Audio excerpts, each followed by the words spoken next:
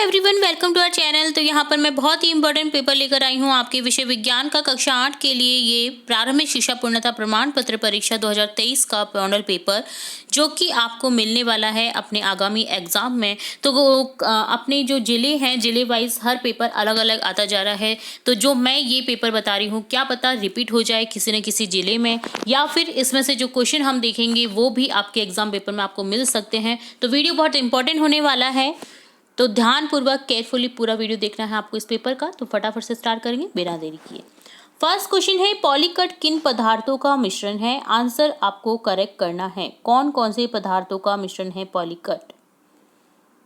एक युग्मनज में पाए जाने वाले केंद्रक की संख्या होती है। मलेरिया परजीवी का वाहक है। मादा एनाफिलीज मच्छर। निम्नलिखित में से कौन सा सूर्य का ग्रह नहीं है? सीरियस। निम्नलिखित में कौन सा पौधा घर गैस नहीं है? नाइट्रोजन। स्कर्वी बीमारी किसकी कमी से होती है? विटामिन सी की कमी से। स्वस्थ मनुष्य के शरीर का तापमान होता है 37 डिग्री सेंटीग्रेड। आयोडीन की कमी से कौन सी बीमारी होती है? गायोटीर। किसी वस्तु द्वारा एक दोलन के पूरा करने में लिए गए समय को क्या कहते हैं? आवर्तकाल। प्रबलता कंपन के रिक्त स्थान से निर्धारित की जाती है। क्या की जाती है? आयाम निर्धारित। आवृत्ति का मात्रक क्या है? हर्ट्ज। सूक्ष्म जीवों द्वारा होने वाले हानिकारक प्रभावों का संक्षिप्त विवरण दीजिए। आपको पेज नंबर 85 पे मिल जाएगा, बट यहाँ पर हम देख लेते हैं इसका आंसर। सूक्ष्म जीव अनेक प्रकार की हानिकारक हैं, अनेक प्रकार से हानिकारक है। जैसे कुछ सूक्ष्म जीव भोजन, कपड़े, चमड़े की वस्तुओं को दूषित कर देते हैं। अनेक सूक्ष्म जीव मनुष्य में रोग उत्पन्न करते हैं, जैसे हैजा, सामान्य सर्दी जुकाम, चिकन पॉक्स, क्षय रोग आदि। सूक्ष्म जीव अन्य जंतुओं में भी रोग उत्पन्न करते हैं, जैसे उदाहरण के लिए मवेशियों में एंथ्रेक्स रोग जीवाणु द्वारा तथा गाय में खुर एवं मुंह का रोग वायरस द्वारा होता है। अनेक सूक्ष्म जीव गेहूं, चावल, आलू, गन्ना, संतरा, सेब इत्यादि पौधों में रोग के कारक हैं, जैसे नींबू में कैंकर रोग जीवाणु द्वारा एवं गेहूं की रस्ट कवक द्वारा उत्पन्न की जाती है। भोजन में उत्पन्न होने वाले सूक्ष्म जीव कभी कभी विषैले पदार्थ उत्पन्न करते हैं, भोजन को विषाक्त कर देते हैं, जिसके सेवन से व्यक्ति भयंकर रूप से रोगित हो सकता है अथवा कभी कभी उसकी मृत्यु भी हो जाती है। दूषित भोजन से मृत्यु भी हो सकती है, इसलिए आपको निश्चित करना है कि आप कभी भी दूषित भोजन तो ना ही खाएं। जहाँ पर मक्खियाँ भिनभिनाती रहती हैं, जहाँ पर गंदगी रहती है, वहाँ से भी भोजन ना खाएं कृपया करके, क्योंकि अभी जो बीमारियाँ हैं वो वहीं से ही फैल रही हैं। चलिए नेक्स्ट देखेंगे, प्रतिजैविक क्या है? प्रतिजैविक लेते समय कौन सी सावधानियां रखनी चाहिए? तो आंसर लिखेंगे, प्रतिजैविक सूक्ष्म जीवों द्वारा उत्पन्न औषधि जो बीमारी पैदा करने वाले सूक्ष्म जीवों को नष्ट कर देती है अथवा उनकी वृद्धि को रोक देती है, प्रतिजैविक कहलाती है। स्ट्रेप्टोमाइसिन, टेट्रासाइक्लिन एवं अरिथ्रोमाइसिन सामान्य रूप से उपयोग की जाने वाले प्रतिजैविक हैं, जिन्हें कवक एवं जीवाणु से उत्पादित किया जाता है। प्रतिजैविक लेते समय सावधानी क्या क्या रखनी है कि डॉक्टर की सलाह पर ही प्रतिजैविक दवाएं लेनी चाहिए। प्रतिजैविक दवाइयों का कोर्स भी अवश्य पूरा करना चाहिए। नेक्स्ट क्वेश्चन है, राणा गर्मियों के लिए कमीजें खरीदता है, उसे सूती कमीज लेनी चाहिए। संश्लेषित कारण लिखिए। तो आपको पता ही चल गया होगा क्योंकि हमने इससे पहले भी मॉडल पेपर में ऐसा क्वेश्चन देखा था। तो राणा को गर्मियों के लिए सूती कमीजें खरीदनी चाहिए, क्योंकि सूती कपड़ा जो है ऊष्मा का कुचालक होता है और ये हमारे शरीर में बाह्य ऊष्मा को प्रवेश नहीं करने देता है। इस प्रकार हमारे शरीर को ऊष्मा से बचाता है, यानी गर्मी से बचाता है। सूती कपड़े में पसीना सोखने की क्षमता होती है, जिससे हमारा शरीर ठंडा रहता है। संश्लेषित कमीजें ना तो पसीना सोखती हैं और ना ही छिद्रयुक्त होती हैं, तो इसलिए सूती वस्त्रों को पहना जाता है गर्मियों के टाइम। चलिए नेक्स्ट देखेंगे क्वेश्चन, जहां तक संभव हो प्लास्टिक के उपयोग से बचिए, इस कथन पर सलाह दीजिए। तो प्लास्टिक जैव अनिर्मीकरणीय कहलाता है, क्योंकि प्लास्टिक अपघटित होने में कई वर्ष ले लेता है। यह पर्यावरण हितैषी नहीं है, यह पर्यावरण प्रदूषण का कारण बनता है। इसके अतिरिक्त जब इस संश्लेषित पदार्थ को जलाया जाता है तो पूर्णतः जलने में समय लंबा लेता है। इस प्रक्रम में यह भारी मात्रा में विषैली धूम उत्सर्जित कर पर्यावरण प्रदूषित करता है। अतः जहाँ तक संभव हो प्लास्टिक के उपयोग से बचना चाहिए।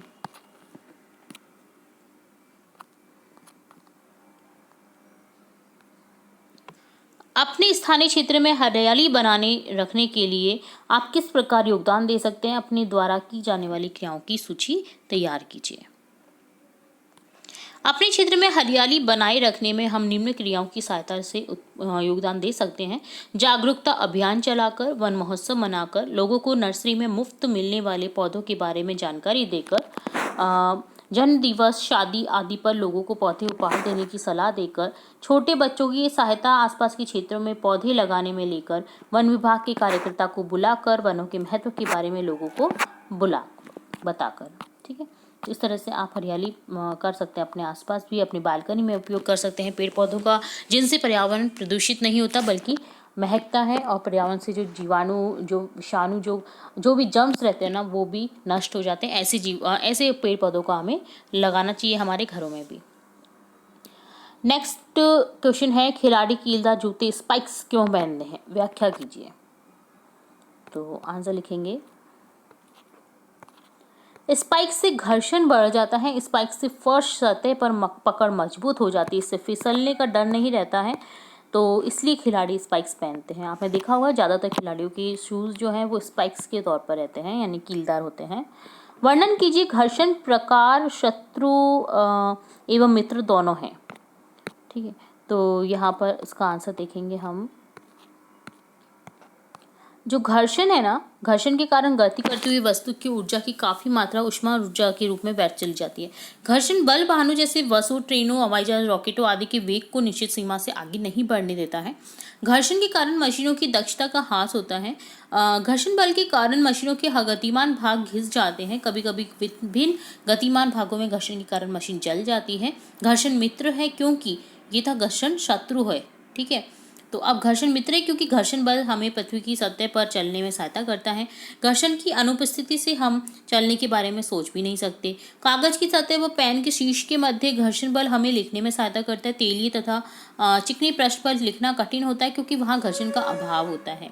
वाहन के पहियों व सड़क के मध्य घर्षण बल वाहन को रोकने में सहायता करता है।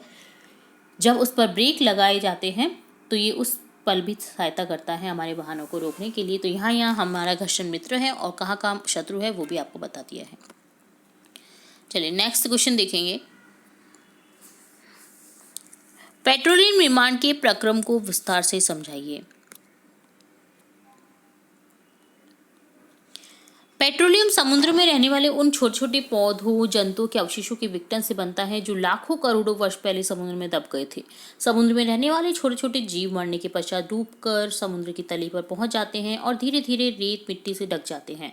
समुद्र में गहरे दबे हुए ये जीव अवशेष दाब तथा ताप के प्रभाव से बैक्टीरिया की उत्प्रेरक क्रिया के कारण धीरे धीरे हाइड्रोकार्बन में परिवर्तित हो जाते हैं, जिसे हम पेट्रोलियम कहते हैं। जीव अवशेषों का पेट्रोलियम में परिवर्तन ऑक्सीजन या वायु की अनुपस्थिति में होता है। इसमें लाखों वर्ष का लंबा समय लगता है। इसलिए कहा जाता है कि पेट्रोलियम उत्पाद जल्दी ही खत्म हो जाएंगे अगर इसी तरह से यूज होता रहा तो। चलिए नेक्स्ट है 20 क्वेश्चन। हमें कागज की बचत क्यों करनी चाहिए, उन कार्यों की सूची बनाइए जिनके द्वारा आप कागज की बचत कर सकते हैं। हम जानते हैं कि 1 टन कागज प्राप्त करने के लिए पूर्ण विकसित 17 वृक्षों को काटा जाता है। अतः हम कागज का पुनर्चक्रण कर वनोन्मूलन को कम कर सकते हैं। कागज को पुनर्चक्रण कर 5 से 7 बार तक काम में लिया जा सकता है। यदि कागज को अधिकतम बार पुनर्चक्रण किया जाए तो 1 वर्ष में अनेक वृक्षों को बचा सकते हैं। तो आजकल तो वैसे भी डिजिटली रूप हो गया है, तो हम कागज़ का यूज़ ना करते हुए किसी और चीज़ का यूज़ करें अगर लिखने के लिए। जैसे आजकल डिजिटल स्लेट आ गई हैं जिनका मैंने रिव्यू भी बताया हमारे चैनल पर, तो वो लें ताकि आपकी कॉपी या पेज ख़राब ना हो और उसमें आप ज़्यादा से ज़्यादा पढ़ लिख सकें और फटाफट से उसमें मिट भी जाता है तो कोई दिक्कत नहीं होती है और उसको कहीं भी कैरी करके ले जा सकते हैं आप। तो वो बहुत ही अच्छा उपाय है। आप पेड़ों को बचाने के लिए और वृक्षों को बचाने के लिए इस तरह की चीज़ों का यूज़ कर सकते हैं। कागज़ कम यूज़ करेंगे तो उतने ही ज़्यादा वृक्ष भी बचेंगे। चलिए नेक्स्ट देखेंगे। आवेशित गुब्बारा दूसरे गुब्बारे की प्रतिकर्षित करता है जबकि अनावेशित गुब्बारा आवेशित गुब्बारे द्वारा आकर्षित किया जाता है। व्याख्या कीजिए।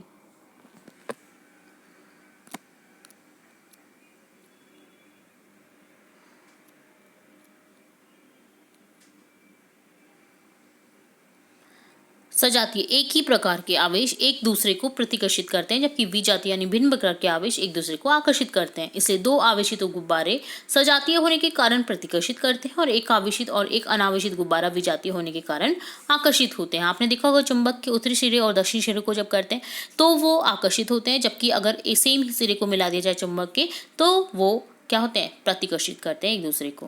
ठीक है, तो ये था इस क्वेश्चन का आंसर। चलिए नेक्स्ट क्वेश्चन देखेंगे।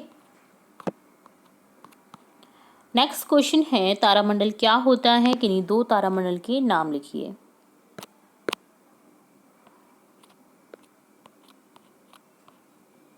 तारों के उन समूह को जो पहचानने योग्य आकृति बनाते हैं तारामंडल कहलाते हैं। दो तारामंडल के नाम हैं सप्तऋषि और ओरायन।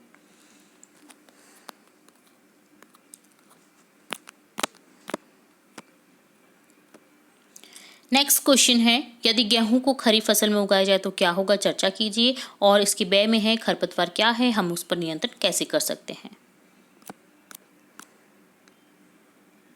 तो यदि गेहूं को खरीफ फसल में, क्योंकि रबी की फसल है गेहूं, अगर उगाया जाए तो वे नहीं उगेंगे क्योंकि उन्हें उगने के लिए अधिक जल की आवश्यकता नहीं होती है।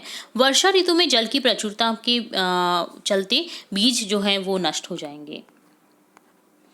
खरपतवार वे अवांछनीय पौधे होते हैं जो खेत में बोई गई फसल के साथ अपने आप उग जाते हैं। खरपतवार और नियंत्रण कर सकते हैं इसके लिए खेत की निराई करते हैं। इस क्रिया में ऐसे पौधों को खेत में से हटा दिया जाता है। खरपतवार हटाने के लिए निम्न विधियां यूज में ली जाती हैं। तो यहाँ पर विधियां कॉप हो गई हैं। आप विधियों को इससे जो पिछला वाला वीडियो है ना उधर देख सकते हैं, बहुत डिटेल में बताया गया है।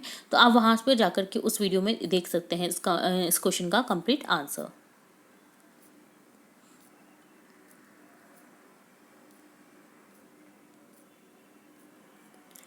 नेक्स्ट क्वेश्चन 24 है, एक दोलक 4 सेकंड में 40 बार दोलन करता है। इसका आवर्त काल तथा आवृत्ति ज्ञात कीजिए। और ब में है शोर तथा संगीत में क्या अंतर है, क्या कभी संगीत शोर बन सकता है। तो दोनों ही क्वेश्चन का हम आंसर देखेंगे।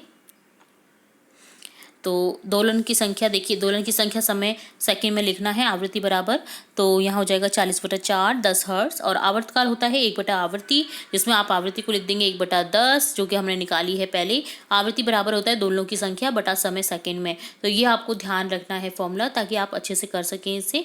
और आवर्तकाल होता है 1/आवृत्ति, तो 1/10 हो जाएगा, तो 0.1 सेकेंड का उत्तर आ जाएगा आपका। ठीक है, ब में जो था शोर, अगर संगीत में बदल जाए, संगीत शोर में बदल जाए तो क्या होगा। तो शोर क्या होता है ना, वो अप्रिय और अवांछित ध्वनि है, और संगीत क्या होती है, वो प्रिय ध्वनि होती है। शोर जो है कष्टप्रद होता है, सुना नहीं जाता ज़्यादा देर तक, ये सुखद होता है। संगीत मध्य मध्य धीमी धीमी आवाज में बजता रहता है, उसे संगीत कहते हैं। ये स्वास्थ्य संबंधी समस्याओं का कारण बन सकता है। ज़्यादा जो लाउड स्पीकर का यूज़ करते हैं ना, वहाँ पर आप देखना कि वो लोग चिड़चिड़े से रहते हैं। क्योंकि है ना, उन्होंने काफ़ी शोर सुना होता है, तो शोर के कारण हम चिड़चिड़े भी बन जाते हैं। तो शोर नहीं होना चाहिए किसी भी चीज में। स्वास्थ्य समस्याओं से कोई संबंध नहीं होता संगीत का, बल्कि संगीत सुनने से आपकी स्वास्थ्य समस्याएं ठीक हो सकती हैं। धीमी धीमी आवाज में आप संगीत चलाइए, देखिए आप बहुत अच्छा फील करेंगे। जबकि एक लाउड स्पीकर में म्यूजिक चलाएंगे ना, तो वो कुछ देर के लिए तो आपको अच्छा लग सकता है, बट बहुत देर के लिए नहीं। ठीक है, तो इस चीज का ध्यान रखना चाहिए। तो ये होता है आपका विषय विज्ञान का एक और मॉडल पेपर, जिसे करके आपको पता चला होगा कि आप कहाँ पर स्टैंड करते हैं। और इसमें से डेफिनेटली आपको क्वेश्चन अपने एग्जाम में देखने को मिलेगा ही मिलेगा। तो फटाफट से लर्न कर लीजिए। इससे पहले भी हमने वीडियो लाए हैं साइंस सब्जेक्ट का, तो वो भी देख लीजिए। तो इसी तरह और भी इंपॉर्टेंट वीडियोस देखने व सुनने के लिए जुड़े रहे हमारे चैनल के साथ। वीडियो को पूरा देखने के लिए धन्यवाद।